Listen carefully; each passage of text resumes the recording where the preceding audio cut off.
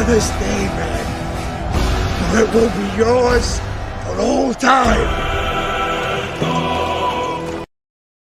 We have shown them that a trembling hand can become a fist. We have challenged the idea that a slave must always know his place, accepting rod and lash because he was taught to accept it. We built their mighty republic with our hands and our blood and our lives.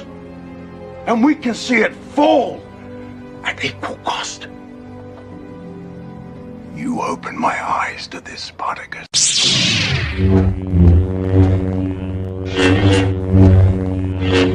What lies beneath your feet? Sacred ground, watered with tears of blood. Shall we begin? Shall we begin? Shall we begin?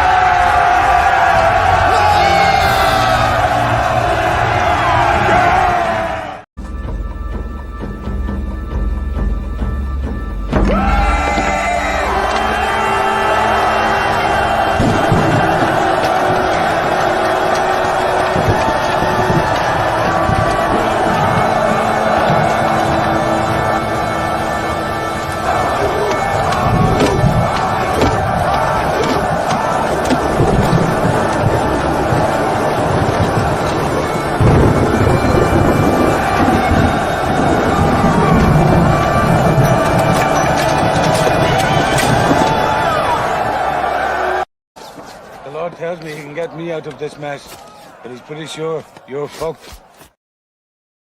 It has been a long time since we did a wolf stream, so I figured we'd do a positive chat Q&A, good old wolf stream.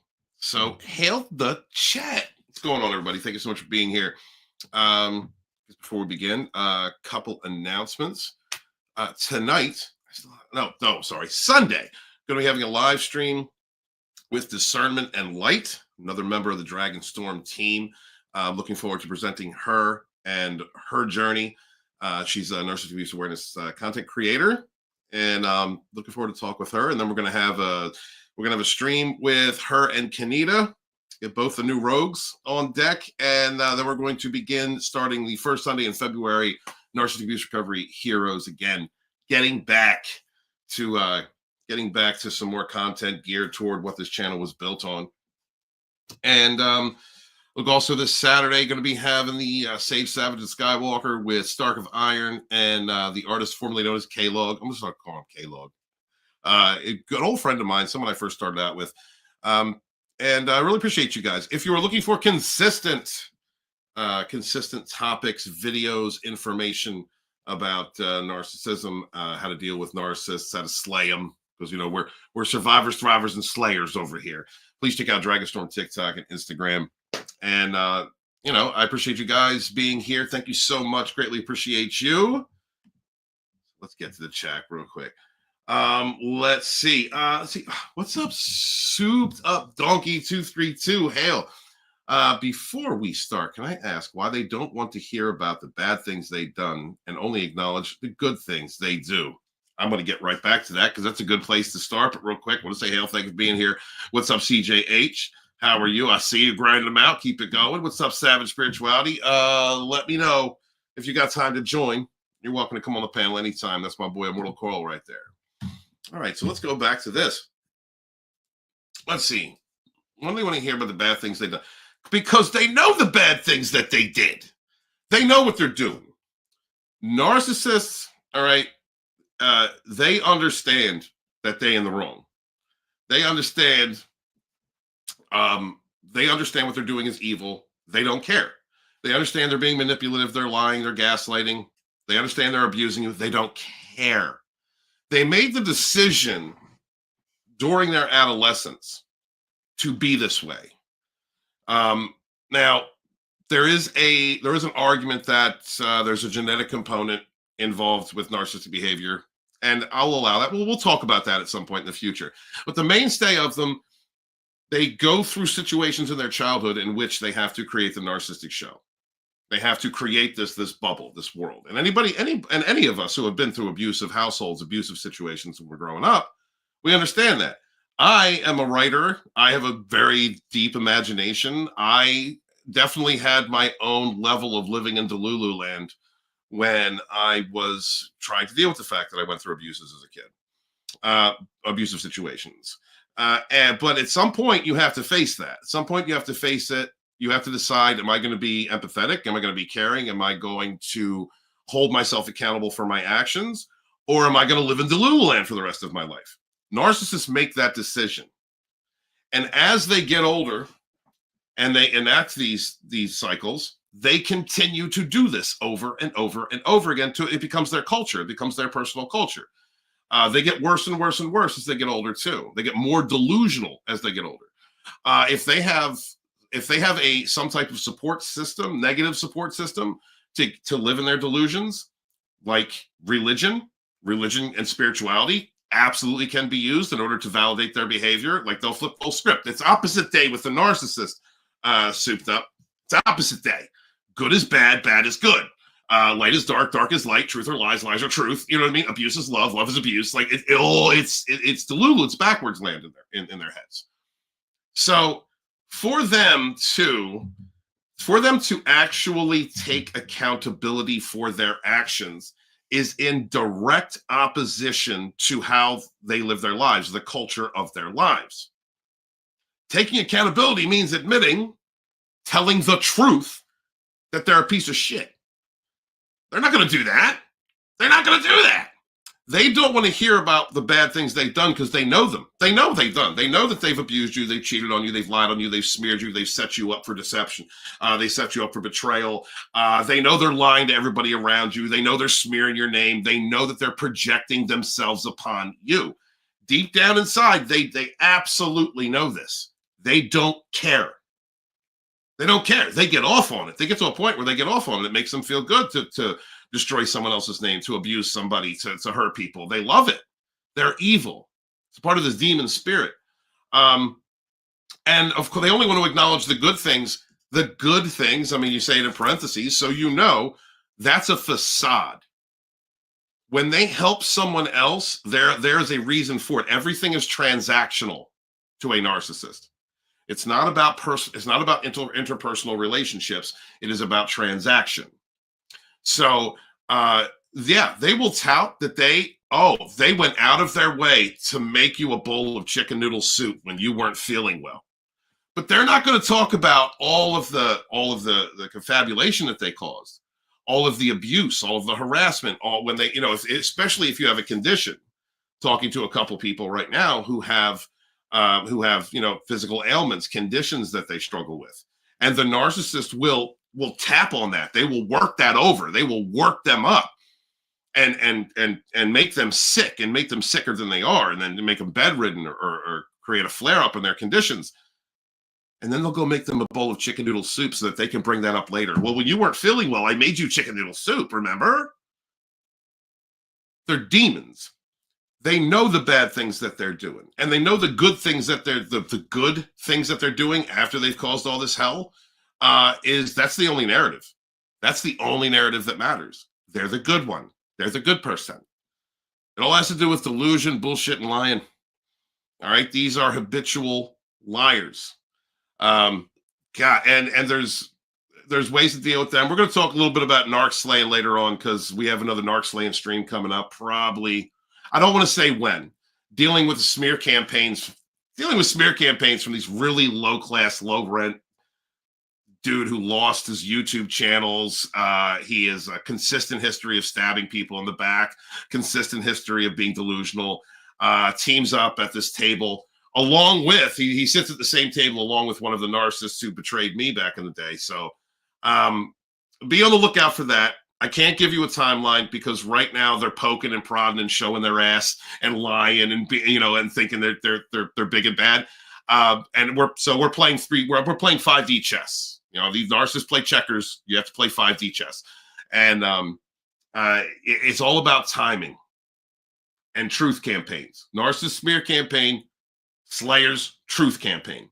So let's get to that later. Thank you for that question. Anybody else? Yeah, we're the Q&A with the chat. Good positive Wolfstream today. Hail to my international audience out there. Oh, shit. Shivani's in the house. The goddess is here. Yeah. Trouble's here. That's what you mean. Trouble has arrived. Guys, please subscribe. Throw a link out to your channel, Shivani. Guys, please subscribe to Shivani Patel. This is a wonderful woman, survivor of narcissistic abuse, a woman who, without getting into any details, someone who is driven, focused, intelligent, good-hearted, is a social media guru, and knows how to build a platform, knows how to create outreach, how to market oneself, and fell in with a narc. If you guys want to see that, it's on the Narc Slaying streams about Daniel Alley. I keep seeing Daniel Alley, but knows how to build someone up, and like an energy vampire does, used her for as long as he could, and now she is standing strong, a survivor, not taking shit, and a natural narc slayer, I may say. Shivani, you are a natural narc slayer. It's wonderful. I love the friendship that we have. CJ Plus, they are also like throwing someone else under the bus if they know that other person is a narcissist. Usually as a flying monkey, they throw under the bus, just my experience. Yes, absolutely. So I had watched a video. I don't think I have it on Dragonstorm YouTube. I think it's on Dragonstorm Instagram. I was talking about Dinesh. We covered him last year on Narcissistic Abuse Recovery Heroes. His tag is narc abuse coach. So Dinesh was doing a duet with this other guy who was saying narcissists hate each other and they don't work with each other and they stay away from each other. And that is absolutely not the case. See Comicsgate for reference. For a long time, this guy, Ethan Van Sciver, was working with who was a narcissist, who was working with another narcissist, John Delarose, who at this point is being exposed by Reality. Guys, please check out Saggy Moans, now called Reality. She's doing great live streams on John Delarose.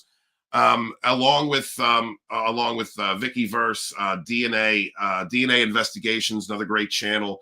If you like drama streams, these are good people to watch. Because they put out receipts and they expose narcs without even, I think, bringing up narcissism. They just platform the receipts and the evidence of these people and how they betray others. So you have like this one narc, Ethan Van Sciver, long history, long open history. He's actually a self-admitted narcissist of betraying people. And John Delarose, who was another one, long history of betraying people, lying to people, backstabbing people. And they worked together for the longest time. And when it wasn't beneficial for Delarose to get any more supply or get any more fuel from Ethan Van Sciver, it split apart. And now he's attacking him.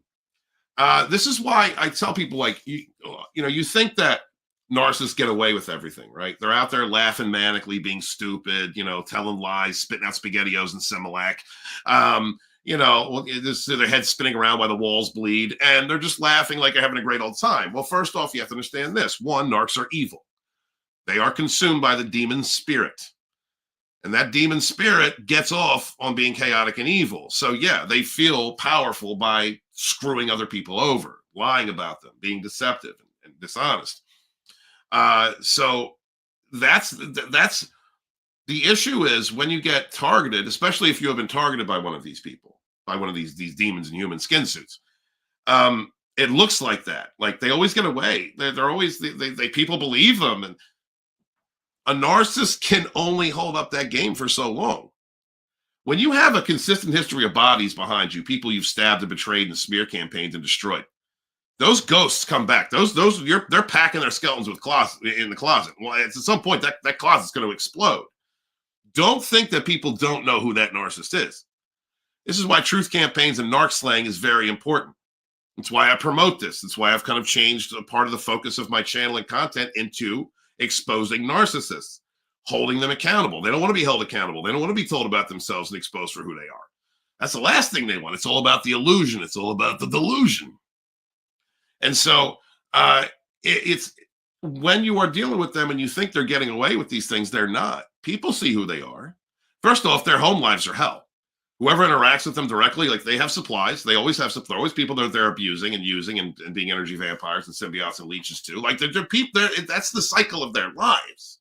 They hate themselves, which is why they do what they do. They are a collection of dark entities and demonic forces in them and around them. And even though that empowers them with things like the evil eye, the ability to cast illusions and deceptions and smear campaigns. One of the reasons why they fall into narcissistic collapse without supply is because they've made a contract with the devil, quote unquote, with the demon. And if they're not destroying other people, the demon will destroy them. That's why they're manic and constantly have to attack. It's a self-fulfilling cycle, a self-created cycle of delulu, of hate, of anger. The narcissistic shell. They need external validation to power the narcissistic shell. They need that so that they can hide from healing themselves, while there's demons and dark entities sitting in there on their inner child, just eating it, devouring it, just nipping at it, making them more crazy. They have a history of bodies behind them. They have a culture of hate, a culture of lies behind them that catches up to them. And if they don't continue to destroy other people and attack good people, then those demons will eat them alive. The demon will turn on them and destroy them. Don't think that won't happen. So when it comes to narcs in the hierarchy of narcissism, malignant narcissists, basically, so we call them malignant narcissists, but they're basically psychopaths. Psychopaths are the top tier. They're the top tier. And everyone else is like a subset in as far as narcissism goes. Your overts, your coverts, semantics, all the different types. All right. And there's this idea. There's this idea of like the junior and the senior narcissist, right? Like EVS is a senior narcissist. He is a very efficient, grandiose narcissist. John Delarose is a junior narcissist. He has a lot of mommy wounds, mother issues, problems. He's abusive to women, probably throwing things up his butt. He's backstabbing all the time. He's a grifter. He lies and manipulates. He's a junior narcissist. He's not as powerful. And the junior narcissist wants to be the senior narcissist, wants to be the big dog, but can never be the big dog. Because the big dog has a little bit more psychopathy than the junior narcissist. And they will throw each other under the bus in a heartbeat. The narcissist that has more of a psychopathic energy to them will always be the more powerful narcissist. If they are a true narcissist, mind you, if they are a true NPD, true narcissist, they're all broken inside. You can, that doesn't matter what other conditions they have. You can smack them down. All right. The difference in that being a sociopath or antisocial personality disorder or a psychopath. They're different. That's a whole other baggage. That's a whole other bag of chips. That's a whole other bag of nuts and evil. But narcissists themselves, they're all broken. All of them. They have a broken core. All right. They're funny uncle touched little Baba, broken Baba inside their body with clutching a dirty blankie, full of insecurities, and mommy is a bad object and daddy didn't love me, and whatever they got, whatever their issues are, they decided not to heal and became evil. So they absolutely throw each other under the bus. That video Dinesh did where they don't work together, they absolutely will. They absolutely will. Anybody, especially if you come from the old author Stephen Walton audience, or you've been a Dragonstorm a subscriber for a long time, you've seen the smear campaigns. I have directed you to them. At this point, I don't even care. Yeah, they absolutely will. And not only will narcissists work together in whether they're individuals or they're working in like an energy vampire coven, but that demon spirit spreads like a membrane over society. A narcissist will smell drama and fuel, in another direction. And they may not necessarily work with that other group of narcissists or that individual narcissist, but they will piggyback off their abuse. All right. That's how United Underground was built. Tommy and the Guinea Pig Collective. He's one. He will piggyback off of other people's abuses and dig in, while purporting to be a strong guy, but he's actually a coward. Projection, opposite day. They will absolutely work with one another. But in the end, they will stab each other in the back. Absolutely. The only exception to that, again, is the psychopath-narcissist relationship. The psychopath, a narcissist of any type, will recognize the superiority of the apex predator. They will recognize that a psychopath can just destroy them and break them down. So a narcissist will never turn on a psychopath unless the psychopath is in jail or like in a position where they can't do anything. Will never. Because the narcissist is the weakest of the cluster bees. The weakest. No matter how powerful you think they are, no matter how manically they're laughing, or how many people they bullshitted, or how much money they have, or whatever the case is, understand that the narcissist is the weakest. They're the bottom of the barrel of the cluster B personality disorders. And as I said in a recent video, I'm not going to come with the borderlines, because borderlines scare the shit out of me. I can't. They'll fuck. They're narc slayers. They're psycho slayers. They'll fuck anybody up.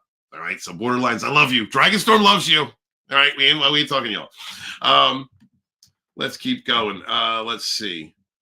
Yeah, absolutely. That's what the wolf streams are for. This is my chance to interact with the audience and talk to you guys, and do a Q&A section and learn, because oftentimes I do learn from other survivors. Like, that's how I got to where I'm at. I appreciate that. Narcs also have selective amnesia. They know what they did. All right. Okay. There is an argument to be made for disassociation, which is a product of several conditions.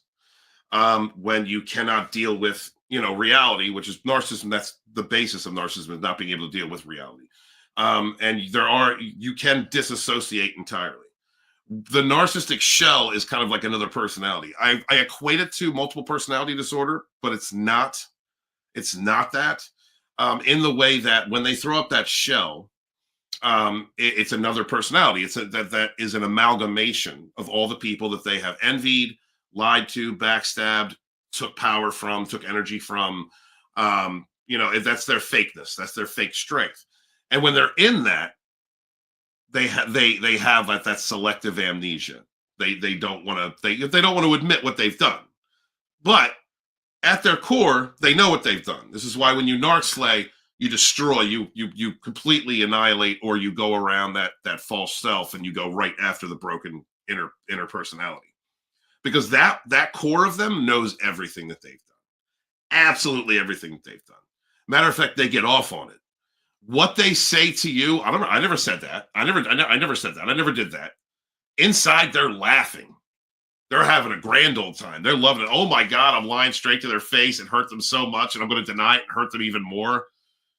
Yeah, they absolutely know what they've done.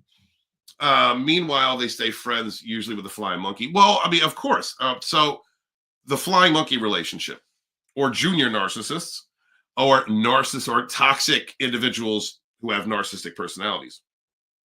Those are like the cheerleaders. They get off on the drama and trauma. They get off on those things. Let me turn TV off. They get off on those things. And they want to sustain them and fill them. Comic artist pro secrets chat, for instance, like followers of Ethan Van Sciver, followers of John Delarose. They get off on the drama. They know that person up on stage, that person on the screen is lying. They know that they're projecting, they're lying, they're talking trash, that they're actually the goblin, they're actually a bad person, but they love the drama and trauma.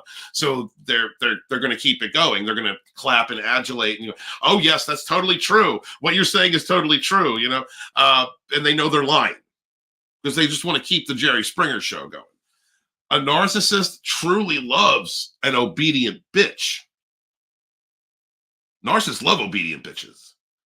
They love it. That's why they get off on that rotation of supply, the narcissist harem, right? And listen, and again, I'm going to state this every time I go into a harem discussion, a narcissist harem discussion, because I was a fool. I was a loyal fool too. I was a rotating side bitch at one point. All right, so let's get that out of the way. All right, so I'm not okay. So I'm speaking from experience. They love your rotating side bitches because of the self-defeat, because you're betraying yourself, you're not loving yourself, you're not giving yourself full credit. You are accepting the abuse. You are going back to an abusive person, a liar, manipulator. You're being loyal you're being a loyal fool to the puppet master. And they absolutely love it. And it's the same thing with flying monkeys.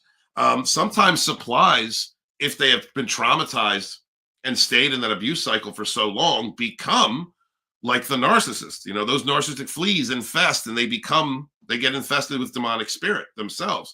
And then they will transform into a type of like narcissistic ghoul.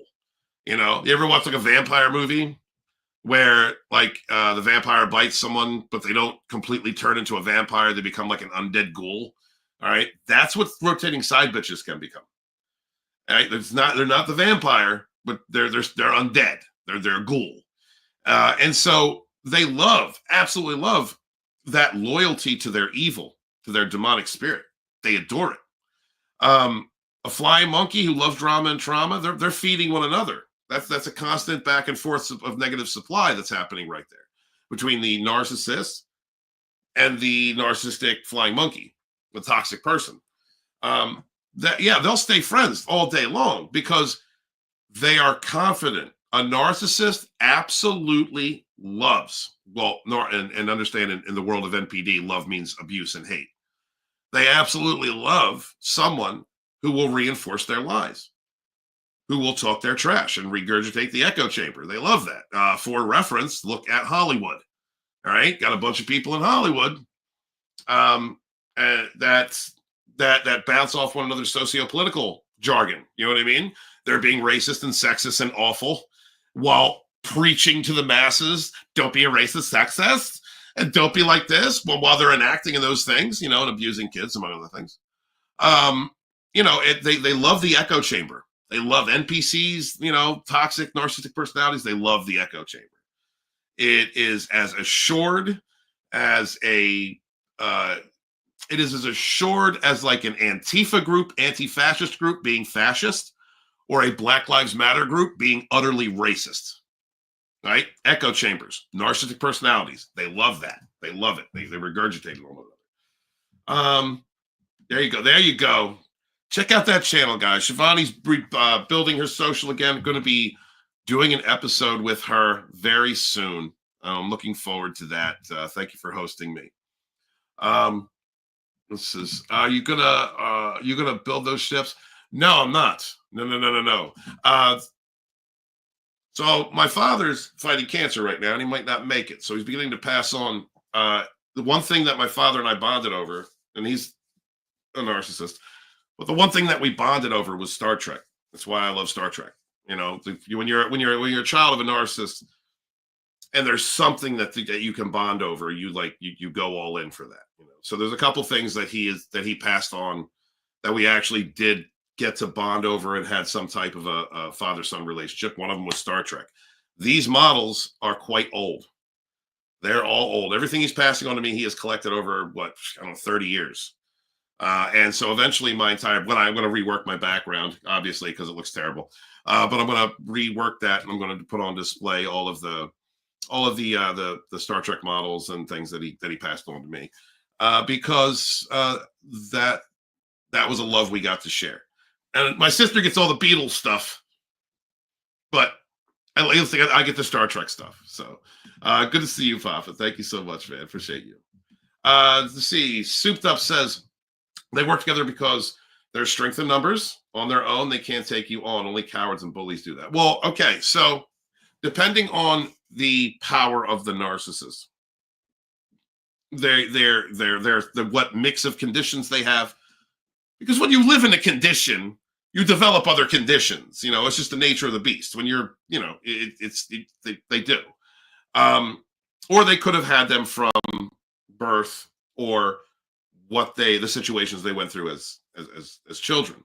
Because at one point, let's be real. At one point, the narcissist, if it's not a genetic component, the narcissist was a victim of abuse at some point. That's why they create the shell, because they had to escape what they were going through, and in that timeline and in that perspective, I do have sympathy for that, but it does not excuse an adult being a lying, awful, dramatic, delusional, lying, deceptive, hurtful piece of shit. That doesn't erase that.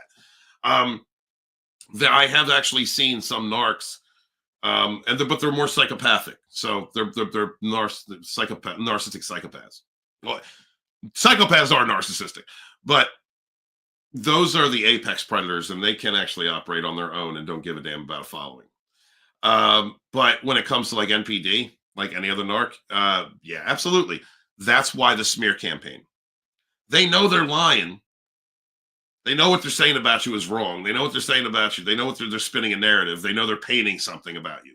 And so they need those numbers. they need an echo chamber in order to facilitate their delusional narrative. That is absolutely the truth. And eventually, as they get older and older, they become more adept at it. And that's why, like, narcissists love social media. Narcissists love building up social media followings, because not only can they find other toxic people that will reinforce their negativity, but it gives them positive fuel. It also gives them sadistic fuel, or sadistic supply. And so, the sadistic supply of smear campaigning other people, creating false narratives, and destroying their reputations. But you're right, they're cowards and bullies. You get a narcissist one-on-one, you're like, they crumble. There is a different way in you approach female narcissists, or what I call narcopaths, and male narcissists. And one of the things, I've had a lot of male narcissists come after me, because the male narcissists, for the most part, they're toxic women inside. They're little girls inside. They're little angry, toxic women inside, with mommy issues. All right. There's a broken, half-eaten crayon in their head, and the color is mommy is a bad object.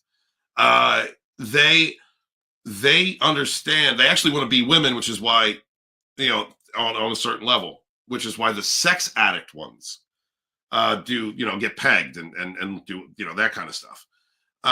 So when they see a female narcissist, who are usually covert, mind you, males are usually overt, females are usually covert. And as I've explained in the past with that dynamic, the overt does not see a covert, they see unlimited supply. The covert sees the overt and says, you're a narcissist, I know how to play games with you. And so when the overt sees a covert or a female narcissist, that's unlimited supply. And they know that they can piggyback off of the female acting the victim in public and crying and being a strong, empowered woman, or, talking trash about the man. And they know they can piggyback off that and play the hero role that they absolutely are not, by joining up with the female narcissist, and then, piggybacking off that. It's like, like I said earlier, they will absolutely work with one another to destroy the target of abuse, as long as if it leads to sadistic supplies, to sadistic fuel. But they're bullies on their own. I come at male narcs because mostly male narcs come at me at this point. And like I said, I've stepped toe to toe. I've been in the same room. I had one come to my house. And when I stepped to him, when I held him accountable, when I threw that first punch at his chin, his eyes went blank. He frozen. The blood drained from his face. Lost all the strength in his arms. He couldn't believe it. He was like, "Oh my God, I'm being beat up by a real man." Because they're bullies. You punch a bully in the nose, they don't know what to do. I truly believe that a lot in our society, just a little bit off topic, I truly believe that due to the rise in narcissism that we have seen over the last 20, 25 years, that one of the aspects of that has been the anti-bullying campaign, right? Not that I am against bullying, all right? But I went through bullying too as a kid, and it made me hard. It made me tough. I'm Gen X. We're just different. But I think that one of the reasons why you have this anti-bullying campaign is so that you can have these toxic personalities who say they're for something, but they're really not. They're actually bullies themselves. And so they are bullying strong personalities. They're bullying strong people and also bullying victims of bullying itself in order to sustain sadistic fuel. Because really, if you look at it, if you look at how the anti-bullying campaign is done in our schools over the last 15 years in public education, it doesn't make sense, right? And it looks like a narcissistic campaign. The shell is something virtuous and wonderful and great. But if you dig beneath that surface, it's ugly and hard and completely contradictory in what it's trying to do. There's something to be said. There's something to be said in life for having to overcome adversity, for standing up for yourself. All right. It was the 10 or 20 or however times, that I got chased home. It was me getting jumped the last day of school at 7th grade by 16 dudes. It was, being held at gunpoint and robbed on my birthday. It was being told that, because I'm a white man, that I deserve to be, beaten up and bullied and all this stuff by black kids because they're victims. It was all that led up to that one time that I said, fuck you, that I punched back, that I said, go ahead and shoot, bitch. That's what led up to me getting that strength. So, like bullying, like narcissists serve a function. Narcissists make you stronger. If you heal, survive, thrive, slay. Narcissist dealing with someone, dealing with a demonic force, dealing with a bully, dealing with a coward, dealing with someone like that will make you stronger. It's a matter of knowing your worth and drawing a line, not taking any shit, and turning around, punching that bully in the face. Truth campaigns, not smear campaigns. You know what I mean? Like this narc slaying. We teach narc slaying here at Dragonstorm. All right? Because, to be fair, guys, to be fair, this isn't a Dragon stream, so I'm not going to go all hard. But to be fair, like the way that you understand, if you dealt with things, if you were codependent, or if you have abandonment wounds or parental wounds, or if you've dealt with issues, if you in your early life that you never really got over, if you don't get over them by the time you hit adulthood, you're going to be a messed up adult. You're not going to be able to fulfill your dreams. You're not going to be able to walk your truth. You're not going to be able to be the person that you were meant to be, you were born to be, if you don't overcome those adversities. So you need people in your life. You absolutely do need people in your life to challenge you, to challenge who you are, and whether they're coming from a positive or a negative place. Because assessment of self is so very important. Taking accountability for your actions, understanding who you are. Are you a follower or are you a leader? Are you a victim or a victor? You need those challenges in your life. As evil as these narcissists are, they can make you stronger than you've ever been. You can attain a personal strength and awareness that you've never had in your life, because if you've gone through prolonged abuse from one of these demons, part of the healing process is understanding why. Why did I allow this person to abuse me? Why did I allow this person to talk down to me? Why was I a rotating side bitch? Why did I allow these things? And you're going to go back into your history and you're going to face the traumas, the deep traumas that you never did. You're going to overcome them and become stronger. So, all right, that's my thing on that. Oh, thanks, bro. Thank you so much, Mortal Coil out there. What is up, Keely Chow? Hail, brother. Good to see you, my OG TFM chat brethren. What's going on? We're having a good old wolf stream. I'm trying not to go dark. I'm trying not to go aggressive. More positive question and Keely Chow's is kind of where we just discuss topics and questions from the chat. And I have a chance to talk to you guys because I do a lot of shows sometimes where I don't have much time for chat discussion. And I love y'all. What is up, walkie-talkie? Covert female narcissists are the worst. Without a doubt. Without a doubt. I do clown male narcs a lot, so let's talk about the female narcs. So women have this because due to their gender, due to their sex, their energy, like who they are, women have had to, during patriarchal times, patriarchal ages, had to learn how to maneuver. They had to learn how to socially maneuver.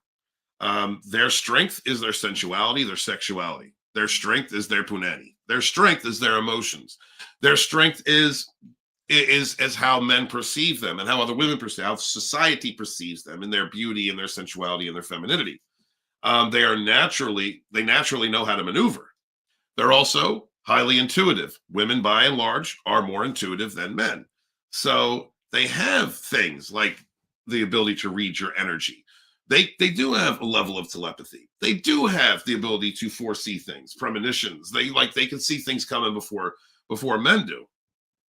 Solar masculine power has advantages, just like lunar feminine powers. So we have been in a prolonged masculine age for a while now. So the ability for women to maneuver, the instinctual ability is very ingrained in them at this time. Now we're going into Aquarius, which is going to be more of a positive solar masculine age. So it's going to be more balanced than it's been. But leading up to now, they've had to deal with a lot of systemic patriarchy, really. And so because of that, they know how to maneuver a hell of a lot better in this age than they ever have, naturally, instinctively.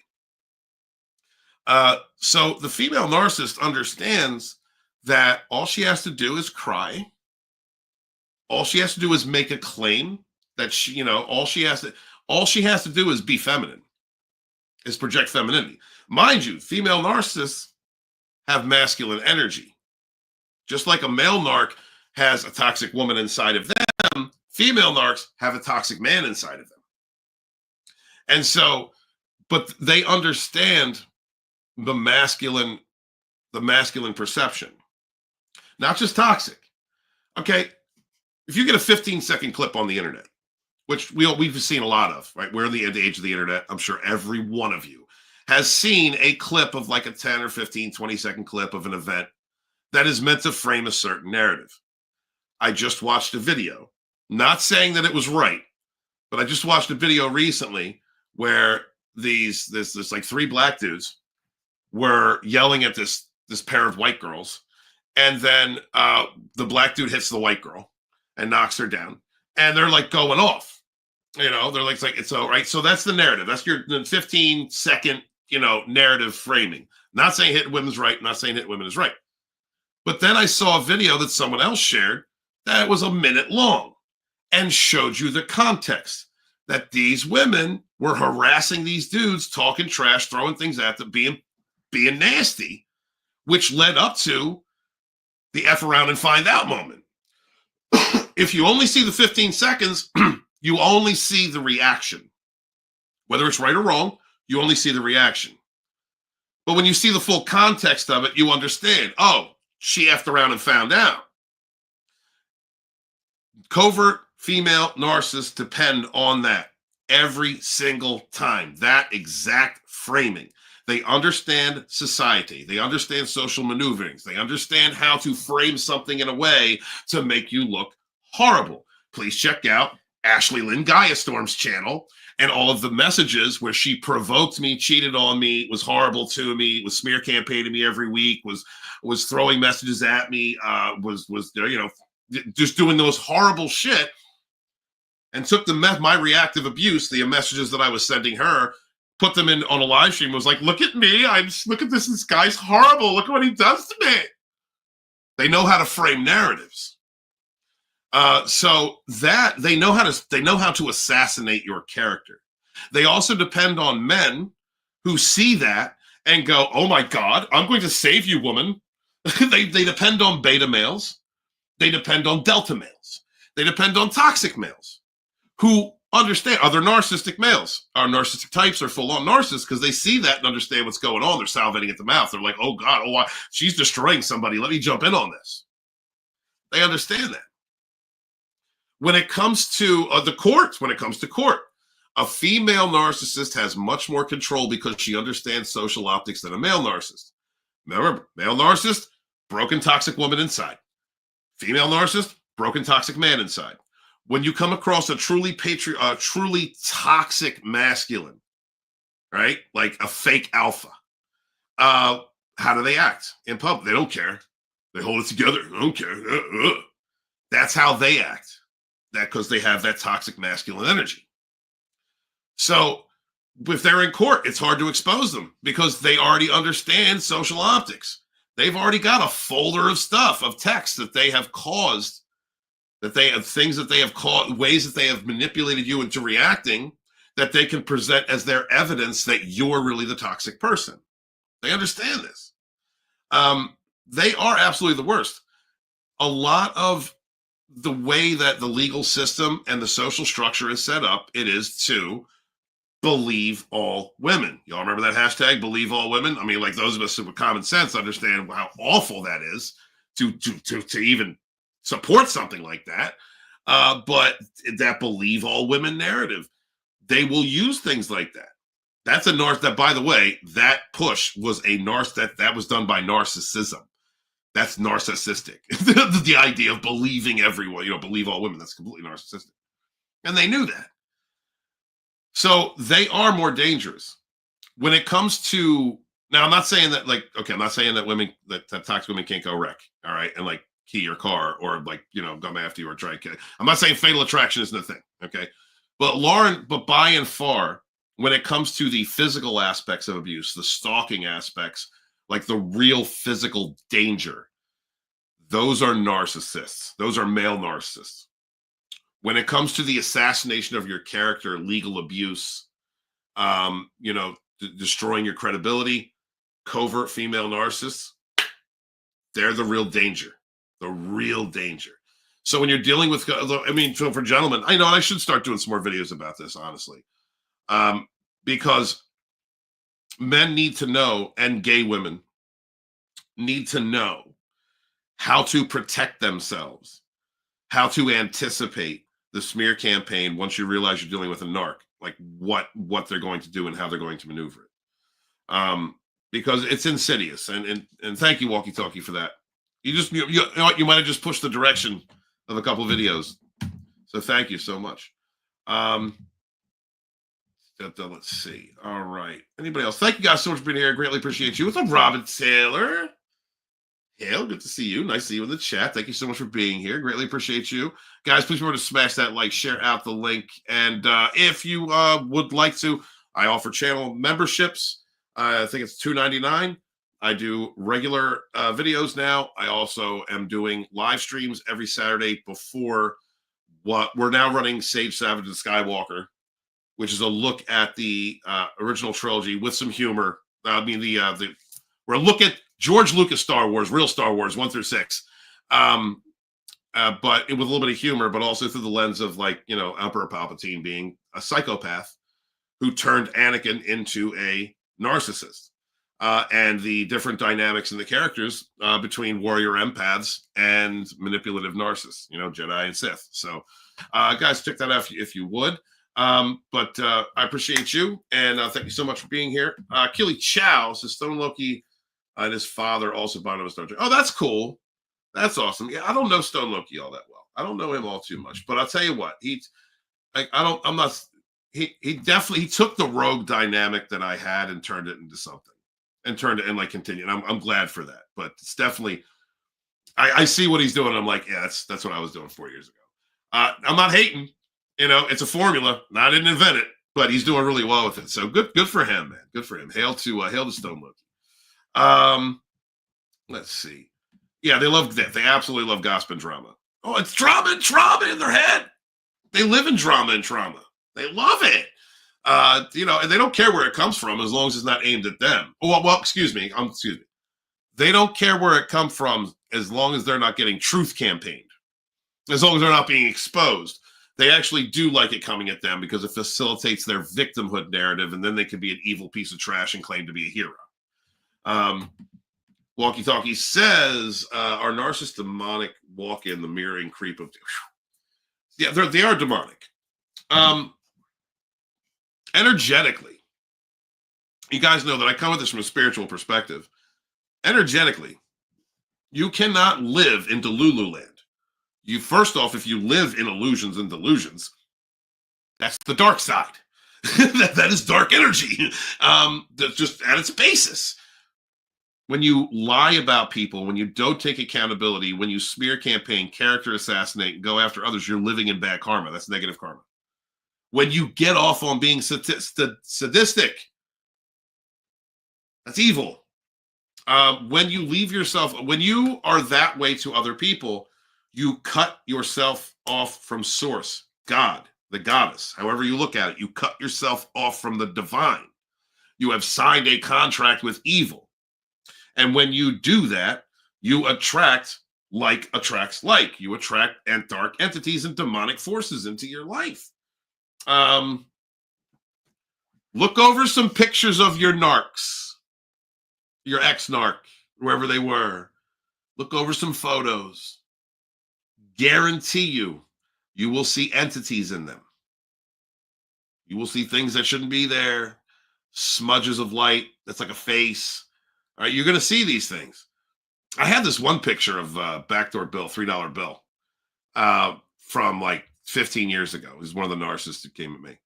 And in the photo, like there is this long-nosed goblin demon thing, like up off his shoulder, like right here. Like you can see it. I'm telling you, this it's for real. It's for real, guys. If you think spirituality ain't real, you're lying to yourself. Energies exist. We are made of energy.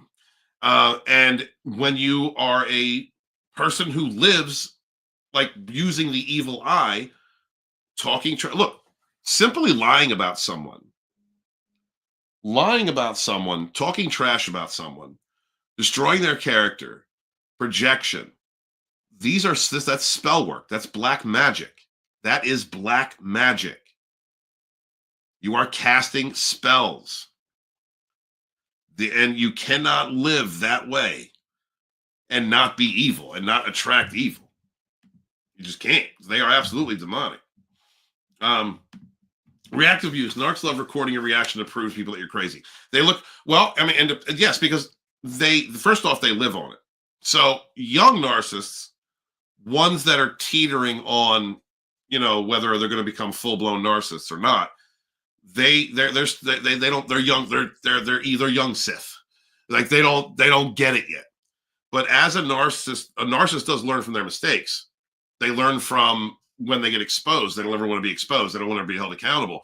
So as a narcissist ages, man, that's why it's like you talk. If you come across a narcissist that's like 40, that is a well-seasoned evil. They know exactly how to press your buttons, not take accountability, make you reactive, and get you angry, record it, and then use that in order to destroy your character. They understand that rotation well. The downside of that, guys, is, of course, by the time a narc hits like 55, nobody wants to deal with them. Everybody pretty much knows what they are at that point. Like, evil does not sustain. That candle burns bright, right? That torch, that burns, but then it dies. Narcissists always get it in the end, guys. They always do.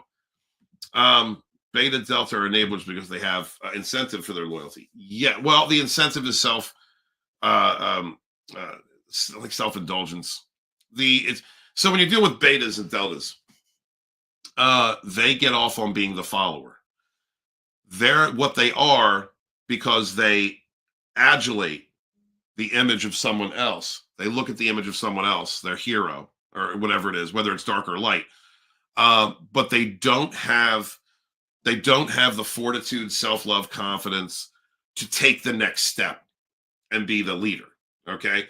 There's a difference between the dude who loves the guitar player, the male guitar player up on stage, who's like shining and playing and getting the adulation of women, and women want to be with him, right? There's a difference between the dude who lives in that and then the guy who picks up a guitar or another instrument and starts learning how to play or whatever he's good at, okay? The difference is the guy who never picks up that guitar to learn is a beta. He will always live through other people. The guy who does, that's an alpha in the making. He could be a sigma in the making. And that's the difference. So they absolutely enable. When it comes to like deltas, who are real enablers, those are the ones who they're never going to achieve. It's always going to be living through someone else. And also like blaming other people for their problems, blaming other people for their issues. You see that a lot in the social justice warrior movement, right? A lot like the people who like back up progressives, the typical blue-haired weirdos with nose rings and shaved heads. You know what I mean? Like those, like that. Everyone else is to blame. They're deltas. Everyone else is to blame. They're emotionally reactive. They will back up any narrative, no matter what the facts of a situation are. They will back up the narrative that reinforces their victimhood. And then that's their incentive, is kind of a negative or sadistic supply. It's narcissistic behavior. And it's the same on the other side. I know I come at the far left a lot, but let's come at the far right for a moment. The same can be said for your spiritual narcissists, your religious narcissists, who, God or whatever their deity is. All right, we'll use Jesus for an example, right? Like, Jesus wants you to take my abuse. Why are you not taking my abuse? Why are you not being a good bitch? Look, God is mad at you right now because you're not bending over and taking it. God is mad right now because you're not taking my abuse. All right, that's the far right does that shit. God is mad right now because you're not being a totalitarian. You know, narcissism is an extreme. So any social or political extreme is narcissistic by its own nature. Karma can be a mean mother effer, and it happens all the time. Karma will happen to everyone and to every single person. Hold on, give me 1 second. So, okay. Oh, I am at the end of the chat. No, I'm sorry. Usually I don't catch up to the chat at this point. So I'm actually at this point. Okay. Topic of the conversation. Narcissists need to live in their Delulu land. They need to reinforce that. They need to believe in it, whatever their lie narrative is, because that is the illusion they are trying to cast. If you guys are familiar with manifestation, and I hope you are, because it's something you should be practicing. Manifestation at its root, is doing the hard work. It's living in your dream. It's living in the direction of something you're trying to do, whatever you're trying to build, or whatever your situation is. It is being in a mindset and and focusing your goals on what you're doing. That manifests. It brings the energy of what you are doing to you. Like attracts like. The engine of that is spiritual energy. Spiritual energy is actually what is timeless and reaches through the ether and pulls these things to you. You can manifest with willpower, which is the proper way to go. Willpower, determination, courage, courageousness, or illusion. Illusionists do the same thing. Illusionists speak out black magic, speak out narratives, speak out lies to create a false image to make other people believe the image, which then uses their power like an energy vampire. They're energy vampires, creating an illusion to use other people's power, other people's energy to manifest in the illusion that they created. This is the basis of the smear campaign. But it's a house of cards because the illusionist requires the energy of someone else, the hard work, the determination, the intelligence, the ingenuity, the energy of other people in order to maintain that illusion. The illusion will break. Willpower is a concrete foundation, concrete manifestations. You have done the work. You did what you had to do. You are who you say you are. Your character speaks because you walk in your truth. You walk in your power and your character. This is who you are. There is a consistent history to show this is who you are. Whereas an illusionist has no consistent history. They only have a consistent history of being a liar. Now, failures behind them. They need the delusion. Without the delusion, they can't project that they are something that they are not. They can't project that they are honest or upright or empathetic or holy or sound, moral. They can't do those things. It is all dependent upon other people's energy. And that's what the narcissist needs the most. It's so important, brothers and sisters, that as you heal from these situations, that you take the time to look at yourself. You heal yourself, your deep-seated traumas, what you have been through. What have you been dragging through? What crap, what negative things have you been telling yourself to the point where it became a routine of toxic behavior and thinking that you've been dragging through your life that lead you to a point where you said, I forgive you, to a person who's obviously lying, to a person who's obviously abusing you, who is cheating on you. It was, there's something wrong. Dragonstorm was broke. Dragonstorm's head was broke. All right, because I did that over and over again throughout my life with various women. Narcopath. Ashley was not the first narcissist I went out with. Ashley was not the first lying, manipulative person that I was involved with. She was the apex. She was the narcissistic sociopath that really fucked me up. But had I learned my lessons before her, I would have seen the goblin for what it was and never would have fell for it. You know, so sometimes it takes us a little while longer to learn. But I was broken. I did not understand my worth. I thought that abuse was love due to my upbringing, being with a narcissistic father. I thought that being told that I was loved one minute and then beat up or abused or allowed to have been abused the next was love. That's how I was taught. I had to relearn that. You have to go back into your history, into your deep traumas, and figure out, why did I make these decisions? Do not cover those experiences up with a dark sarcasm.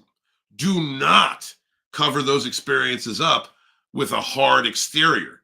Do not throw a Band-Aid on a broken bone. Do not throw concrete on a wound. Like, you don't know. You don't do that. Because if you do that, you're still damaged. Those negative patterns of deep trauma still exist. You never healed them. You never dealt with them. If you just throw a patchwork of bullshit on top of it, you're no better than the narcissist. You're no better than a toxic person, because now you're allowing yourself to continue to live in sometimes a hyper masculine or hyper aggressive or a dour, sour outlook at things, because you're still living in cycles of victimhood and you don't even know it, because you may have fooled yourself. No, I'm tough. I just don't deal with that. No, you're still a bitch. You're still living in victimhood narratives. That's why you have to be hyper aggressive. That's why you have to be dour and sour and negative, because you're still got those wounds. You haven't faced them. True courageousness, my brothers and sisters, is facing those wounds and healing them properly. Not to say that you won't have to mitigate and deal with that shit throughout your life. I still deal with my wounds, but I have faced what I need to face, and I'm still facing them.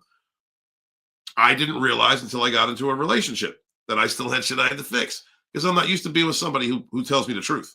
I'm not used to being with somebody who actually cares and is not seeking to gaslight and manipulate and be these ways to me. So I have more things to learn. You know, whenever you discover them in your life, whenever you discover toxic or negative behaviors, you're enacting in negative cycles, first off, you will always be able to tell them because you're leading from fear or aggression. If your first instinct inside is to be afraid, run, or talk shit and be angry, you are leading from fear. You are leading from negativity. That should be your first indicator that there's something there that you need to look at.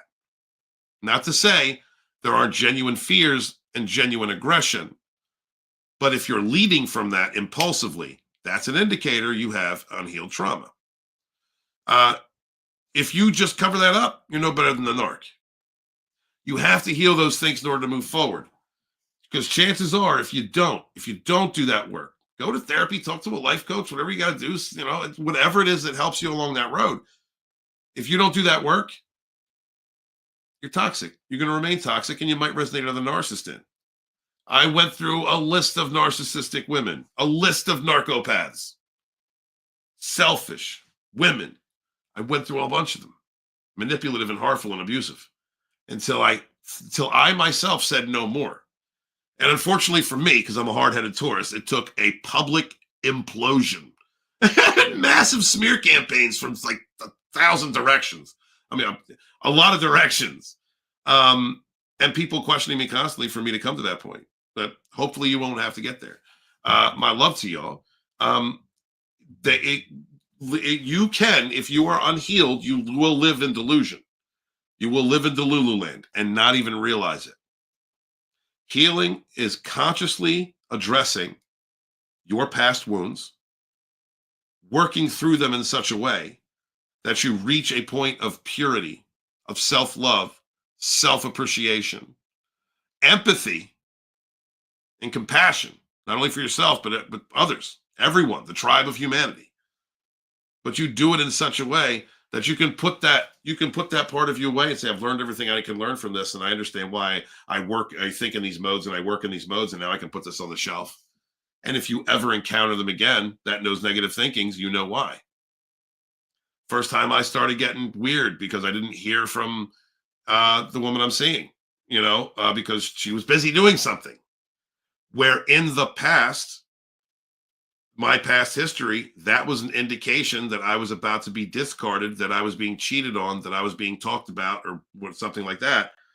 I had to face that. I had to actually reopen that box that I had faced from my experiences and go, okay, this is why I'm thinking this way. Nothing's wrong. This is why I'm feeling this way. Because 10 minutes later, you get a text or a phone call, and you can feel the energy, and you get a genuine explanation, and you understand I'm acting out of pocket.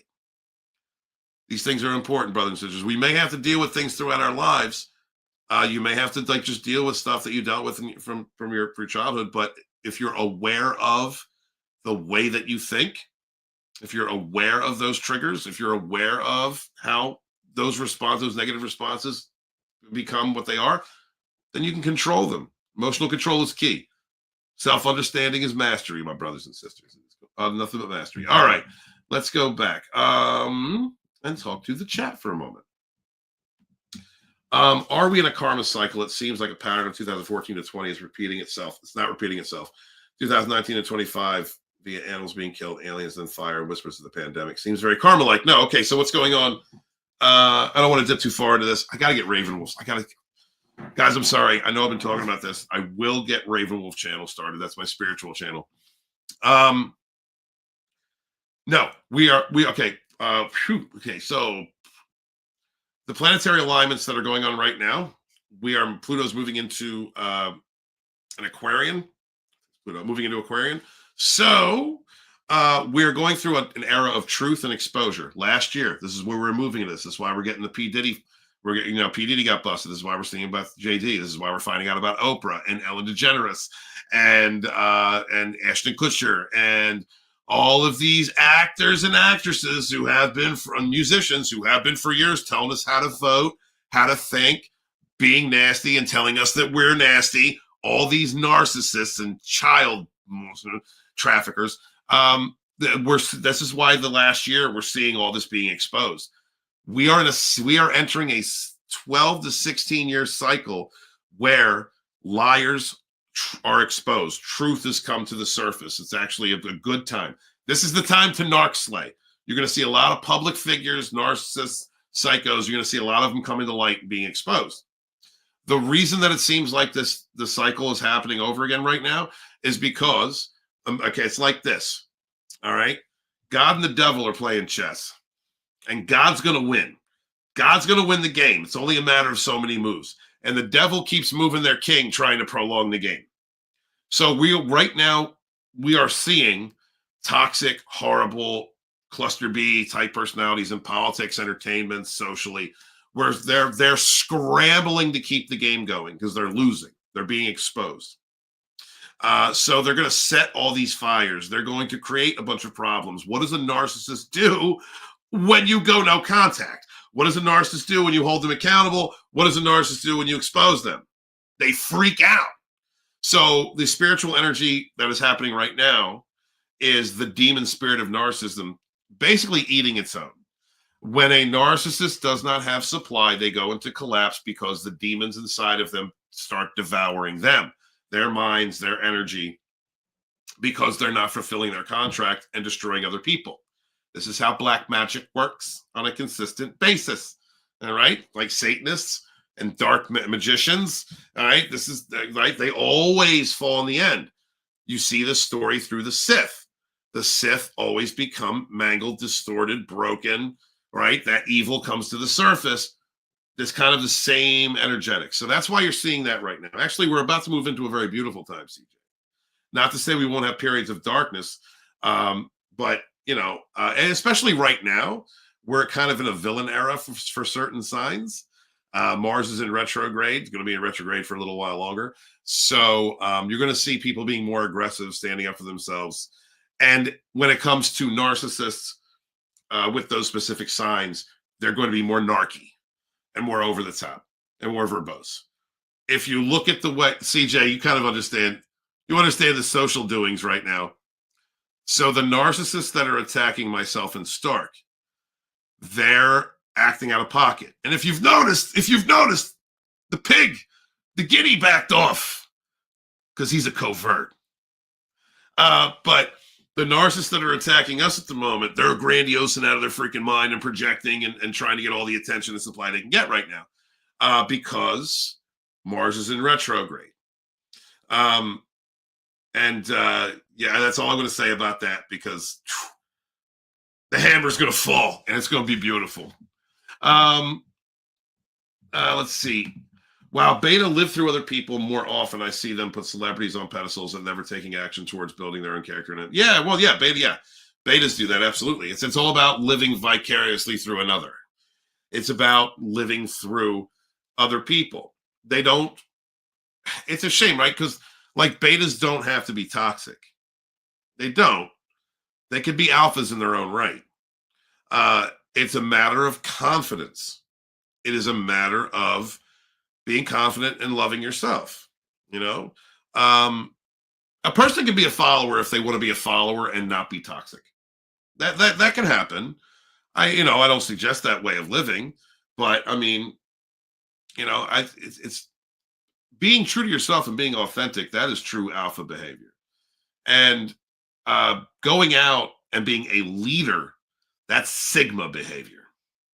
So betas who don't love themselves, the problem with living in that way is that, like in the type that you're talking about, is that because they have to live through another's image, they co-sign to whatever narrative backs up that person, right?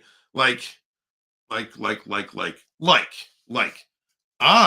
throughout my life, up until several years ago, I was a fan of Eminem. I liked Eminem when he first came out. I didn't have to identify with him, but I liked his first couple albums. And so I saw a lot of people at that time who were like emulating him, wanted to be him, and that's beta behavior, right? Alpha behavior is, I like this. I can see where this cat's coming from. I enjoy this person's music. I like this celebrity. Like, I'm going to support them. We get to 2014 to 16. All right. And Marshall Mathers at that point has become ingrained in the system. He is a part of the system. He himself is a follower. He is no longer an alpha. He is not a sigma. He is a follower. So he's going to have TDS, and he's going to spout certain political and social narratives that are completely wrong and live in Delulu land because he has become a beta. He's become a follower. At that point, I no longer like him. Like, I don't watch him. I don't care what he says, but I can still go back and listen to some of the LPs from the early time and live through that. It's the same thing with like Rage Against the Machine. Love Rage Against the Machine back in the day. I'm a 90s liberal. Love them. Nowadays, that's Rage for the Machine. They are sold out. They work for the system. They are backing the narcissists. But I can still go back and enjoy those earlier albums and where they're coming from. A beta can't do that. The beta is going to support their image, wherever they're getting their wherever they love, they're going to support that all the way through and not think for themselves and change their opinions and perspectives based on what the person they are adulating is showing, and that's one of the dangers of being a social media personality, guys, and like remaining authentic. These live streams, a lot, like especially these wolf streams, like this is me. This is me. I'm not being over the top. I'm being Steve Walton. Like that's why I like these wolf streams. But if you see me on A Sage and a Savage, or you see me doing another show, I'm going to be over the top. I'm going to be grandiose. Going to be a little nuts because I'm being a character. I'm being a character of myself. It is important not to let the character become the person you say you are. And a lot of these celebrities let the character become who they are. We lost Marshall Mathers, Slim Shady, a long time ago. That dude thinks that he's a self-hating white person. He has Trump derangement syndrome. He believes in institutions that are totally racist while saying he fights racism. You know what I mean? Like he's in Delulu land. We lost him a long time ago. We lost that rebel a long time ago. Success can do that to people. And so it's important if you're like a social media personality to hit ground base, to hit ground level, and make sure that you are authentic with yourself, that you do not become the zeitgeist. Betas will always follow, and that is the point of being a beta, right? And deltas, deltas are the kobolds in the Underdark who dig out caves for the drow. Any of you nerds out there, you'll understand that. Let's see. CJ, let's see. He says, I'm going a cycle we didn't learn the lesson. Yeah, going through a cycle again does mean you didn't learn the lesson, right? Like I said earlier, I dated narcissists in my past. I dated narcissistic, selfish women, and they got worse and worse and worse and worse. Ashley, right? And if I didn't learn from her, I would have ran into someone worse than her because I did not learn my lesson. This is just a universal law. It is what it is. For any of you spiritual and religious cats out there, God puts those lessons in your way for you to learn them. And if you don't learn them, he's not going to have mercy on you. He's going to send something worse your way until lets the devil just have you because you're not learning. That's a very important thing. I think the cycle because we didn't learn a lesson. Absolutely, bro. Let's see. Akarius says, my narcissistic mother is drugging my food to keep me submissive. I've caught her also using psychological manipulation and body shaming to undermine my confidence. Okay, you're dealing with a psychopath. Your mom is a psychopath. Maybe perhaps a sociopath, antisocial, but those are psychopathic tendencies. You should educate yourself on psychopathy. Look at Machiavellianism. Look at the Dark Triad. I suggest checking out Jordan Peterson speaks a lot about that. Because if a narcissistic personality is going to the point of drugging your food, poisoning you, animal killing, then that's psychopathy. That's psychopathic behavior. That is legit. Your life is in danger behavior. The psychological manipulation to body shame and undermine your confidence is a narcissistic trait. It is something that is employed by narcissists, also sociopaths and psychopaths. You need to get out of that situation. If you are an adult, which I kind of hope you are, this is an adult stream, but if you have the ability to get away from her, you need to. Because I'm not going to say there will. There is a high probability. Excuse me. Hold on. Gotta get into coach mode for a second.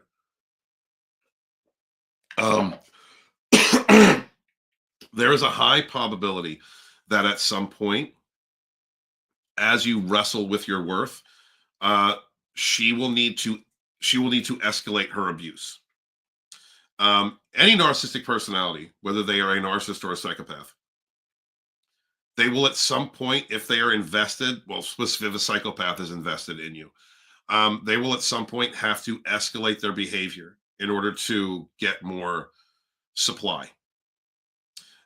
This is especially going to happen from either of these people, either of these types of conditions. If you are fighting for your self-worth, if you are trying to heal and better yourself, I'm going to bet you're dealing with a psychopath, right? Mom's a psycho.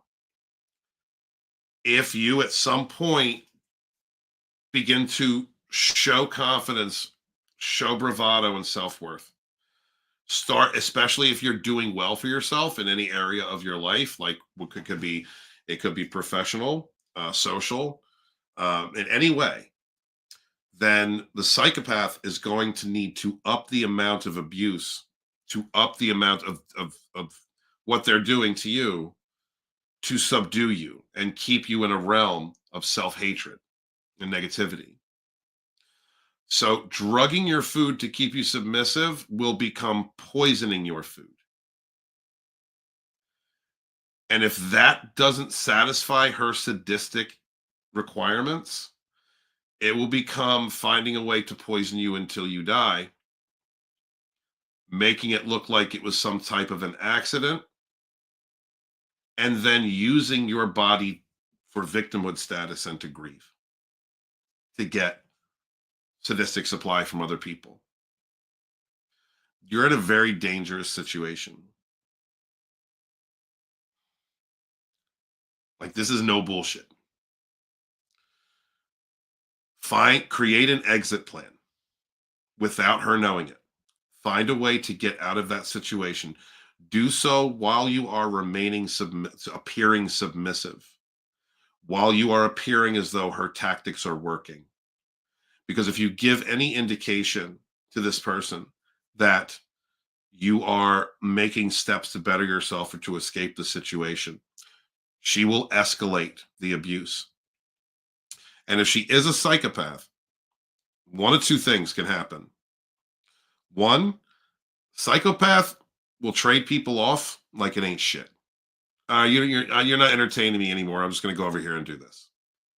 That's why they're worse than narcissists. Narcissists can't do that. Narcissists have no cutoff game.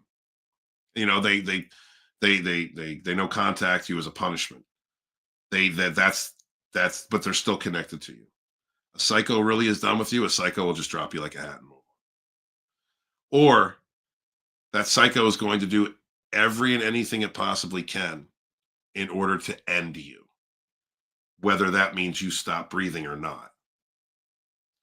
So create an exit plan, appear meek, appear weak, submissive. The entire time, do not allow yourself to get excited at any point. Do not allow yourself to talk back or speak up in any fucking way, shape, or form. Right? Until the moment you are in a safe space, that you are out of that house, or you are away from that psycho. Because if you do anything, if you start showing your strength prematurely, it can go to you being unalived.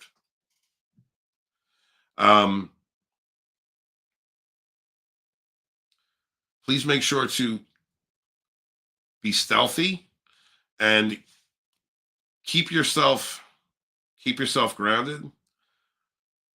But you need to cut that person out of your life. And after you cut that person out of your life, take steps to make sure they don't have any influence as much as you can. Because it's going to take you a while. You're going to need therapy. You're going to need to talk to a life coach, spiritual guidance, whatever it is you feel connected to. But it's going to take you time to reorganize your self-worth, because due to the level of manipulation that you have been through, there are subconscious traits, thinking, routines that you have that you're not even aware of, that will lead you in cycles of self-defeat because of the conditioning that you have been put under. And because it's your parent, it's going to hit you in ways that you don't understand yet, because these are the people that teach us how to live. All right, the mother is the one who teaches you how to open up emotionally. Is the one who, if you're a man, it's she's the ideal image of who you are going to look for in a woman. If you are a woman, that is the ideal image of what you are supposed to be as a woman. So you're going to have to work that through. These are deep traumas. You can do it. You absolutely can. And as a matter of fact, depending on how well you're able to heal and develop your self-confidence and self-love, you can end up learning how to slay these people easily. Surviving a psychopath is nothing, is serious business. Like, I'm out here, surviving narcissistic abuse is serious business. I'm out here clowning them because, like, it helps. I think it helps people, at least in the way that I do it, to give them a confidence and self-assurance that, these are goblins, like, these are weak people, right? Narcissists can be dangerous, yes, absolutely. But when you're talking about psychos, it's a whole other level. They are dangerous. They don't care. Like sociopaths too. Like, sociopaths aren't human, but psychopaths, like, know that they're human, but know that they're different and know what evil is and how to be it, and they have no care. So, like, my heart goes out to you. You have the ability to heal and better yourself, but you have to get out of that situation. No ifs, ands, or buts. There's no living in that situation. Living in that situation is going to end up with you either dying or unaliving yourself, or living a life where you're never going to reach your full potential. You're going to reenact the wounds that that psychopath has put into you. And you could possibly become a danger to others yourself. Endanger yourself and danger to others. Take every step necessary. Study dark psychology, study psychopathy, study Machiavellianism, the dark triad. And if she's intuitive, check out dark empaths. Learn about these things as you create an exit plan, as you create and some way to have no contact with this person, and save yourself. My love to you. That's a horrible situation you're going through, baby. If top narcissistic celebrities got exposed, doesn't mean all established is going to be exposed, including dysfunctional families. I unknowingly attract a lot of Jezebel spirits. You will attract a lot of Jezebel spirits because of your psychopath mom, because the energy of your growth, the root of your tree, is generating that energy, that resonance, that frequency to you. Like attracts like. Unhealed people, unhealed empaths, so to speak, attract narcissists because they have similar wounds. They attract one another. I have in the past attracted a lot of, I have a narcissistic dad, so I in the past I attract narcissists because of that very reason, and Jezebel spirits too. So what's happening right now is like CJ was saying earlier about narcissists will call each other out, or they'll turn on one another. That's what we're going to see in Hollywood with these celebrities and these musicians. The culture, the money that fueled their grandiose, narcissistic, psychopathic lifestyle. Sociopathic, in the case of Jay-Z, who I highly suspect is actually a sociopath. The culture that was created had to do with lack of accountability, doing whatever they want, lying to the public, excusing things to one another, hanging out in the cluster of echo chamber. Like, as that echo chamber cracks, we're going to see a lot of crazy things happening. I don't want to get into the fires that are happening in California right now, because I do feel bad for the citizens that are going through this. But if you have not already, check out Allie Carter. Check out Allie'sArmy.com. She's a woman who was trafficked by these celebrities, claims to have been trafficked by these celebrities. And she just a couple of months ago said there was going to be fires in that part of the country because they were going to be hiding the evidence of everything that they've been doing. But I'll get into that after the fires are over, and after, because I just don't want to, I'm not going to jump on that hot topic button just because I have ideas about what's going on, because there are innocents, there's life involved that is under threat and that we're losing right now. And that's the priority for me, is prayers and positive energy to them at the moment.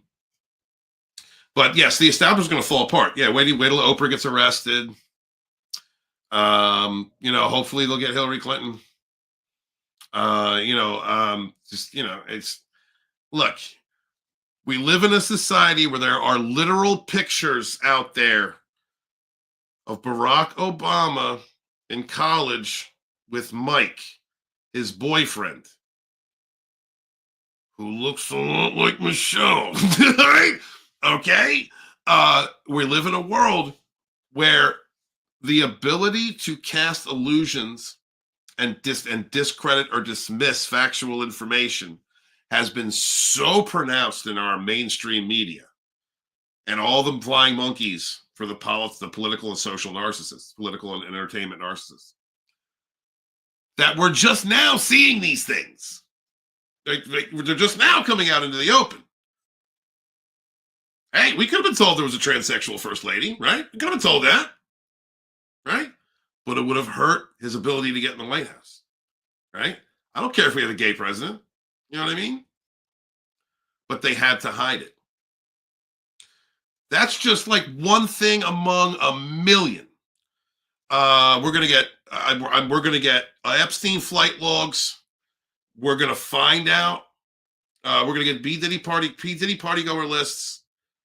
We're gonna find out why people like Amanda Bynes, we're gonna find, went crazy. We're gonna find out why fucking a lot of these actresses and some of these celebrities died or went nuts, because the culture they were dealing with was insane.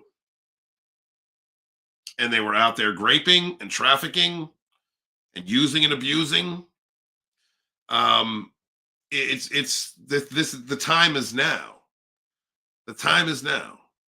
And although, yes, I may lean in a certain social and political way, I would really, really suggest, because we all understand that narcissists, like narcissists and flying monkeys, they reinforce each other's lies and narratives. I would really suggest that as these busts continually happen, you look back and remember where they were pointing their fingers, how they were pointing them, and who they were pointing them for.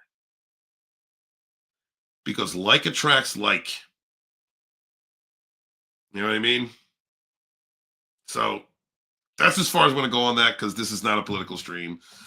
Let's see. CJH says, I felt low in December and really, really low, and then suddenly felt the new year I had a motivational area. Well, that's a psychological effect due to the times. Also, you're a man, and so for those of us males in the Northern Hemisphere, same thing with the males in the Southern Hemisphere. We live by a solar clock. So this is a very dark time for us because we don't get as much sunlight. And it's also the time of the year and the psychological idea of a new year happening. And Mars is in retrograde. A lot of negative energies happening. I'm playing the slow game. So I do movie talk while slow drip dropping the truth. Yeah, here and there. That's why you may notice Star Wars videos may have been calling out Star Wars. Oh, yeah, man. I mean, play your game. Do your game the way that you do it. You know it. CJ, you've been a fan of YouTubers for how long? You are a YouTuber. Play the game, bro.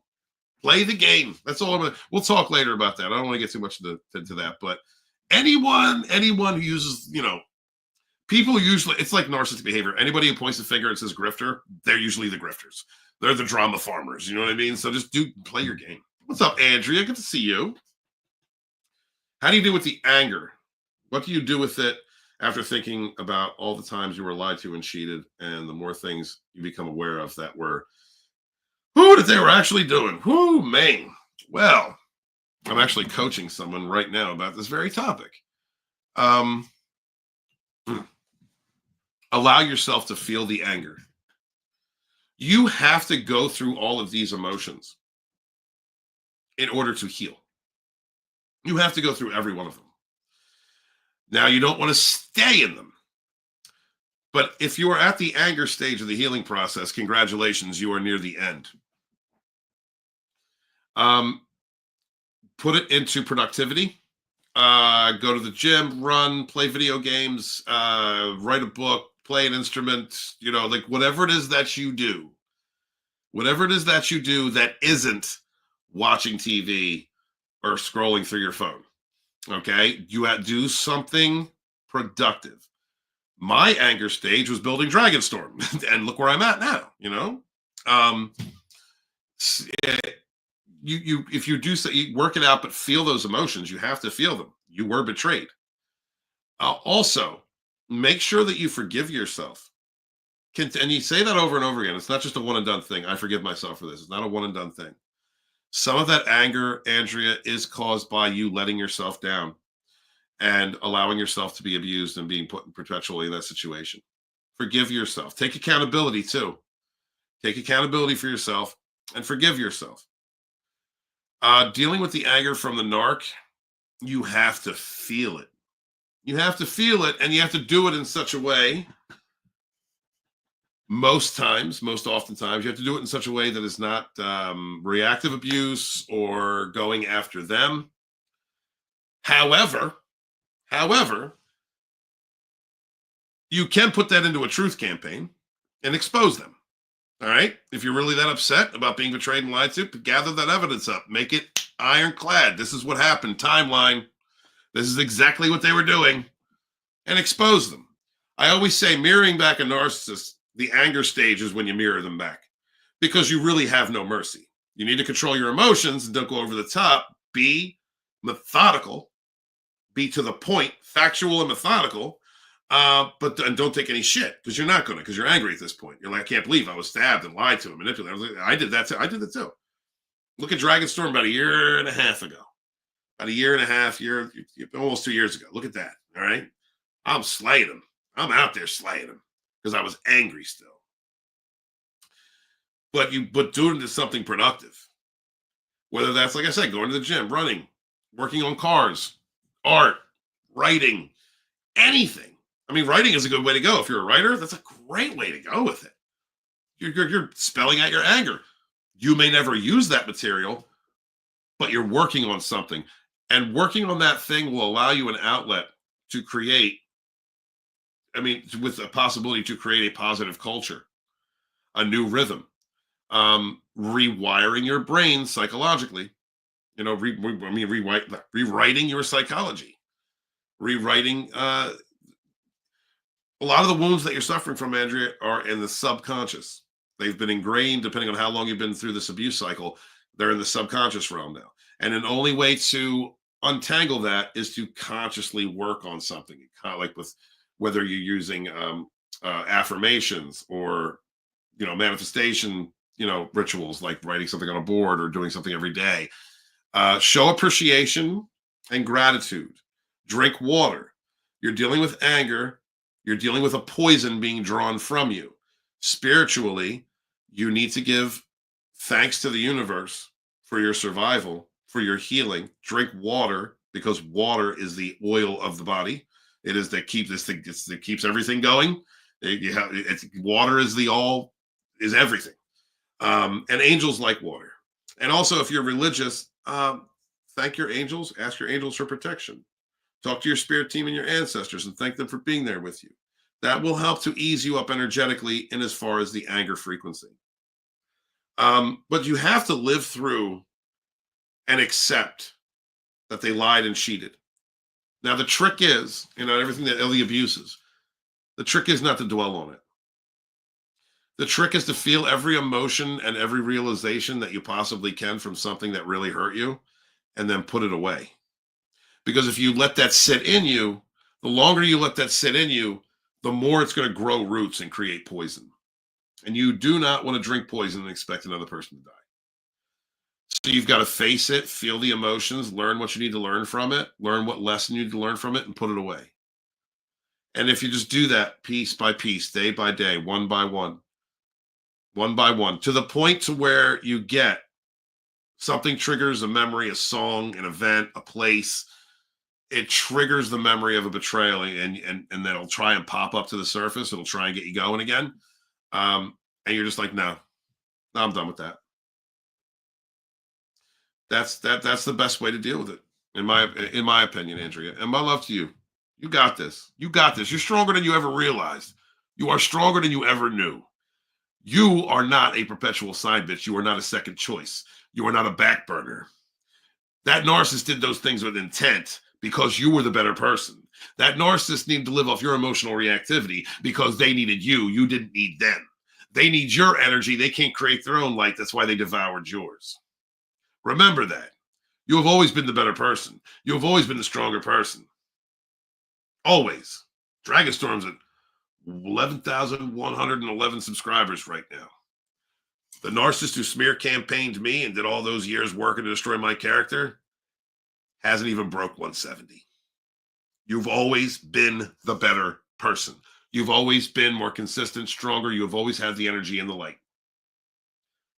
Take that away from them. What do they have? Nothing. Know your worth. Love yourself. You got this. What's up, Parrot Head? Good to see you. Thank you so much for being here. Greatly appreciate you. Lovely Sherry in the chat. What's up, Sherry? Hello, sweetheart. Machiavellian types, dark triads. Yep. Please do. Look up those things because you're dealing with a psychopath. That's a whole nother level. Every cluster B personality disorder involves narcissism. Every one of them. But they're all different. Dealing with NPD, dealing with a narcissist, yes, they can be dangerous, but only when they feel powerful. Or they're in a state of narcissistic collapse, which is why, guys, when you mirror back narcissists, when you mirror back that energy, make sure that you are safe and you took precautions. For you women out there, if you're dealing with a narcissistic man, he is physically abusive. He will strangle you. He will beat you. He will chase you down the highway with a car. He will try and light your house on fire. He will, because they're stupid. All right, because they're no, my thing isn't reacting. My thing isn't obeying me. All right, that's solar, toxic masculine.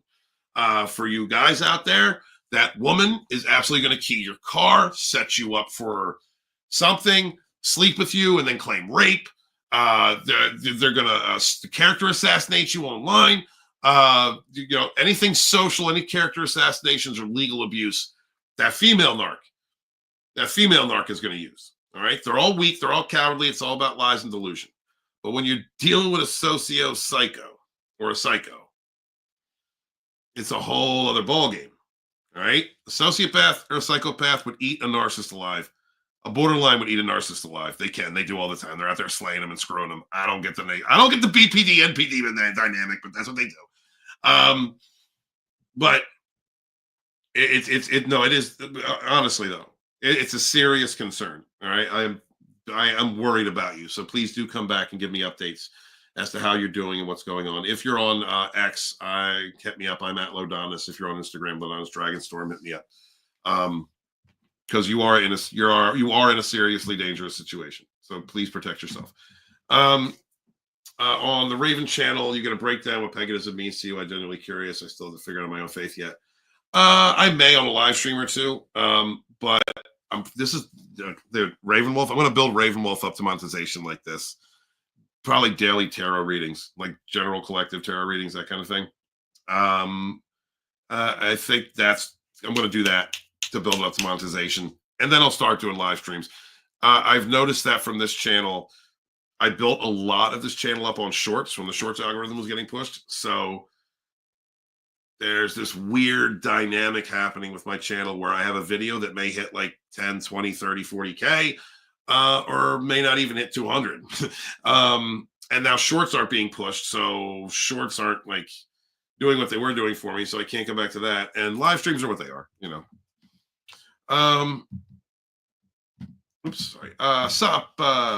Souped Up says 2024 was the year of learning all about this. 2025 is the year of going out into the world and putting it into action. That's what I'm talking about. Until we're narc slaying in 2025. That's what I'm doing. I'll have no mercy. No mercy. We do not train to be merciful at Dragonstorm. That's not. We ain't doing that no more. We ain't pity patting. No. Narc comes at me. If they're worth my time, narc's getting slayed. There is a special exception to the rule that will be coming up in about a month or so between this one narc who doesn't even have a YouTube channel anymore. He's like so piddly and awful. And the only reason we're going to do that is because he's coming up my boy. And he's attached to Tommy the Guinea Pig Collective. He's at that table. And any chance that I have to annihilate someone sitting at that table, I am going to take. But yeah, this is the year where we do not take shit. Yeah, write a book. And you know what? Just getting that material out, that's going to help you with the anger. Even if you don't use it, even if in like the final excerpt or the final edit of the book, you don't use it, it's still going to help. It's going to help create ideas. It may fashion other chapters. It may fashion other ideas, ways of thinking, but it's going to get it out. Look, it's literal spell work. All right? Like, do it. You got this, Andrea. Got this. My love to you. Narcs can dish it out, but when you do the same to them, they lose their minds. Yeah. Accountability. They can't take accountability. Grown toddlers spitting out SpaghettiOs. The emotional intelligence of a half-eaten crayon with the color, mommy is a bad object, or daddy didn't love me. All right, yeah, they're grown toddlers. Yes, they can't handle it. No, they know what they did. They know they're wrong. They know they're bad. They know they done talk. They know they fucked up. They know they're male narcs are hitting women, throwing things up their ass. That female narc knows she's filling up every one of her holes in some lame attempt to feel something left inside her broken soul. They know that they're worthless. They know that they're horrible. They never decided to work on themselves. That's their problem. That's their problem. Not everybody else's problem. And they don't want to be held accountable or told about themselves because when they do, they collapse. They can't handle that. You would have to have emotional intelligence. You would have to have discernment. You would have to be self-aware as to who you are. You would have to be able to take accountability. You would have to be able to look at yourself and have some type of growth. You would have to be able to accept the consequences for your actions. All of these things do with emotional intelligence. All of these things. The narcs don't have emotional intelligence. Okay. The narcissist emotional intelligence is the equivalent of a one-legged goblin in hell who has been beat in the head with a frying pan 80 freaking times. They're dumb as shit. You win every time. You win against a narcissist every time. Every single time, if you understand them and you have control and discernment. You win every time. They're weak. I have PTSD from it, and I'm on 30. Good, Andrea. Yeah, I had CPTSD. I had to go to therapy. I had 2 different therapists. I talked to life coaches, spiritual advisors, some of which are YouTubers. So thankful for them. Shout out to Master of TDS Writing Raven and Maria T. and Tilly. Wonderful people who helped me at times to work through what I was working through. Orville Nation as well. Going to therapy doesn't mean you're weak. It means you're strong. It means you're working through what you need to work through. And you're figuring out what the steps you need to take in order to reorganize your perception so that you can integrate the reality of what you have dealt with, face the emotions that you have that were left askewed, and become a healthier, healed person. And that's a strength. Therapy is a strength. Good for you. I'm proud of you. I love your channel. You're my inspiration. Oh, thank you. You're my inspiration, Andrea. This is why I keep doing what I do. Because you guys inspire me. I know what it takes to crawl up through out of hell. I know what it takes to keep believing in someone who lies to you with a malicious intent, to play games with your head, to keep you like a worm on a hook, to dangle a carrot in front of you, to destroy your name, to assassinate your character, to play games with your life in every way. And then and climb out of that hell. I know what that's like. You're my hero. I love you. I love all of y'all. I know what that's like. And that's why I keep doing what I do. Because the Dragonstorm, we do not train to be merciful here. We do not take shit. We are survivors, thrivers, and slayers. That is what we're going to do. You're going to survive this encounter. You're going to thrive from it, grow, know your worth, know your peace, become your authentic self, become strong in the true power and stand in the true power that you are. And then you're going to learn how to slay. So whenever these hoovering hobgoblins come your way, you can smack them right down. And you know how to do it. And you know how to do it in such a way that makes them collapse. Don't be afraid of a narcissistic collapse, y'all. You want to aim for it. You want to hold them accountable. You want them to collapse. You want that demon inside of them that has been helping them destroy other people to begin to devour the narcissist. And you do that by exposing them, holding them accountable. Don't be afraid to be the warriors, guys. Don't do that. All right. It has been almost 2 hours. I think I'm going to shut her down now. I had a great time. Thank you so much for being here on this Wolf stream. I'm going to try and hold more and keep it positive. Please be on the lookout for some Dragon streams. Sometimes I have guests on those, but most of the time we're talking about the darker aspect of this, more narc slaying on those streams. Also, please check out the playlist that I have for slaying, for exposing narcissists. We got 3 on the playlist right now. And please check those out. I'm going to be adding more to that playlist because Dragonstorm's not stopping. We are holding these narcs accountable. We are calling them out. We are bringing receipts. We are making sure to expose them. And so far, Dragonstorm's 2 for 2. One got landed in jail right where he belonged for abusing a woman, hitting her with a car and getting away with it, trashing her name, get death threats. Please check out that one. That one's about Anthony. Stolen honor too. Not even a Green Beret. Not even what anything he claimed to be.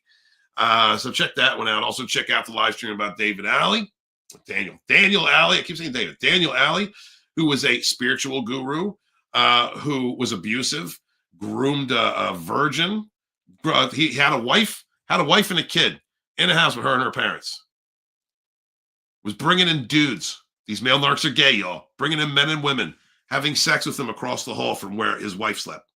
His wife, who, by the way, built his social media presence and basically built his books and made him the money he made. And because it wasn't enough, those dudes and those other women enough, he went and found a virgin in Los Angeles and groomed this young woman and paraded her around the house to devalue this family. Spiritual narcissist, man. To this day, he's still sending texts and still sending messages. Jesus says you should let me abuse you. We're going to have updates on that one. I don't want to talk about it right now because there's legal proceedings happening, but we're going to have updates on that. Trust and believe. And then check out Mirroring Back the Narcopath, which is where I explain to you guys exactly how to use your abilities, discernments, and psychic powers, which we all have, in order to destroy narcissists. That's a story about how I slayed my narc-ex. So thank you guys so much. I greatly appreciate you. Make sure to support your independent creators out there, whether they are working in the book, whether books or comics, social media, because support them, share out links for them, because we don't have an industry to support us. We only have each other, and we rise together. And I am Lodonis, Raven Wolf Dragonstorm, you seer and sage. Hail to my fellow survivors and thrivers from narcissistic abuse. Please remember to wash your hands, wash your ass. Be good to each other, yet suffer no fool.